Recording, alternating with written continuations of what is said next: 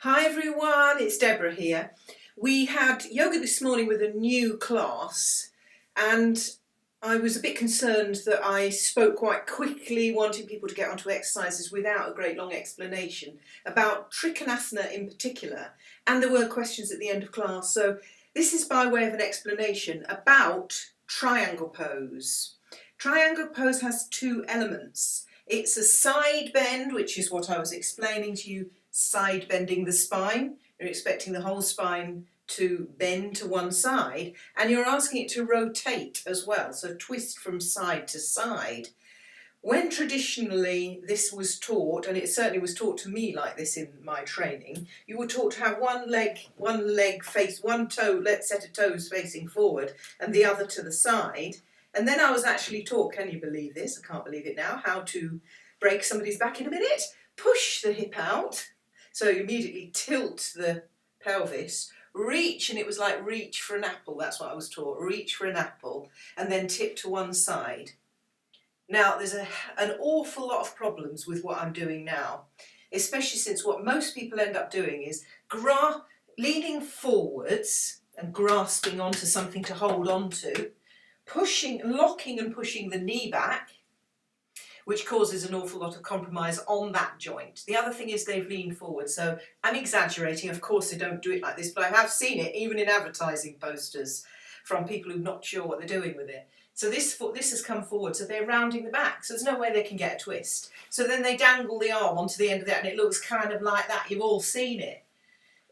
Not only that, but you're putting huge pressure in that position on the low back, especially because you're not only tipping it over, but rolling it forward as well. So what I was trying to explain this morning is, if you have both feet facing forward, you're going to protect your low back, because in this position, as I come into a forward bend, because there's two parts to this, forward first, then twist. And as soon as you twist, you're then in a side bend because you've turned your chesticles. You come forward into this twist. If your feet are facing forward, not too wide apart, these hips are pretty anchored. They're not going anywhere.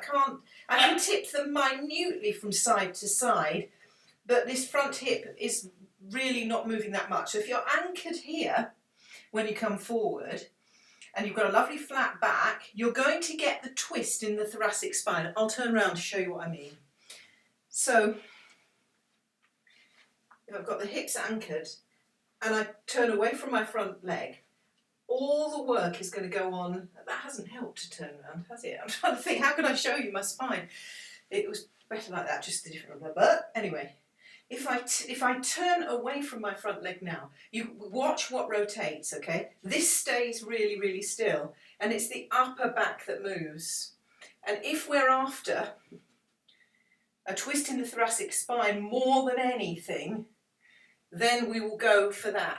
With both feet facing forward, the pelvis is protected, it's moving, it's not moving, it's stationary, and you're really working this area here which gets it incredibly stiff from sitting still. Making sure that you're not trying to be over-ambitious about how far down you can reach before that twist, because remember, the minute you get any kind of bend, you'll get no twist whatsoever, you're jammed. You need to have that flat back in order to move the thoracic spine. That's the reason why I use a chair. I don't want any over-ambitious ridiculousness about trying to get towards the ground. All that does is bend the back and stop the twist coming from there. Now then, that is okay if you've been doing yoga for years and you're very, very flexible in the upper back. A little bit more protective though is if you allow that back foot to turn, a quarter turn like that. Watch what's happened, look at my hips. There's the one I'm saying gives you thoracic movement, because this is absolutely not compromised, it's really still. If I turn my foot, I also turn my knee and my hip. You'll see I've moved my hip. Can you see this is moving, this whole pelvis here? As soon as I've done that, it's easy to go into a twist because you've lifted this hip. Your old position is there, no hip movement, all in the thoracic. Here's the compromise. This feels easier on the low back. And if you're really stiff in the upper back, you won't get that twist. So the safest thing is put some in the pelvis. It's a compromise. You're going to not be in pain. You'll have no, because the problem with, if you're trying to keep the bottom of the spine, imagine your broomstick handle going into there. It's attached at the sacroiliac joint either side. If you twist it, you're pulling on the sacroiliac joint. If it's stationary and it's not allowed to move, you've got your broomstick, some of it is twisting but the bottom isn't, but it's pulling on the sacroiliac joint by trying to twist. However, if you let that pelvis turn and the foot turn, you've turned the pelvis. So now it's more of a side bend and less of an upper back twist. But the good news for people who are sort of lay people who have not been practicing so long is that they will want to put the arm up here. So in actual fact, it's safer to do it that way. But it depends if you're wanting to really get that really good rotation in the upper back, which disappears when we sit all day like this. As soon as you've been in that position for a while, where's your rotation gone? It's disappeared forever. So if we're wanting that lovely big rotation in the upper back, you want to keep those hips still, but you must have no issues with the sacroiliac joint and low back. The upper spine can only turn 45 degrees anyway. So if you've allowed that turn of the foot, you're also not going to compromise the knee joint because that's going over your foot. And you've allowed that movement in the pelvis, you're still going to get some turn.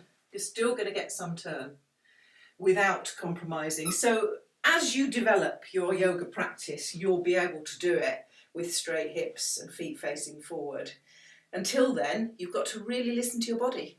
Do not listen to a teacher's instructions. They're not in your body. I suppose that's the lesson for today. Just have a look at that little one there. Are you twerking? Are you showing everybody, I can do twisty wisty? I can do twisty wisty. I am so clever. I am so clever. Yes, I am. She's a naughty girl, isn't she? Thank you for listening to me today. I am sure that's as clear as mud, but do put questions down below. Tell me how you were taught Trikonasana and tell me if they gave you any explanation as to why you were picking the fruit. Good one.